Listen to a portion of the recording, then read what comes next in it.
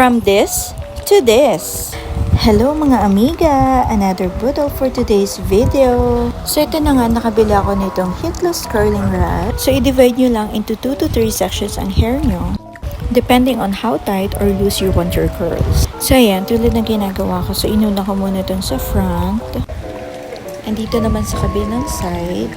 So very easy lang talaga siyang gawin kasi flexi rod with hook na siya. Actually, hindi ka naman naabutin ng 5 minutes dyan.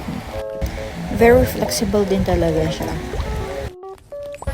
Then after that, just leave your hair overnight or several hours, amiga, para mas ma-achieve nyo yung gusto nyong curl. Then gently unravel each section of hair from the curling rod. So ayan, yung sa akin nga pala, I just leave it for 1 hour lang mga amiga. Pero na-achieve pa rin naman yung natural bouncy hair curls na gusto ko. So ayan, diba? Kaya check out na rin kayo mga amiga, super mura lang yan.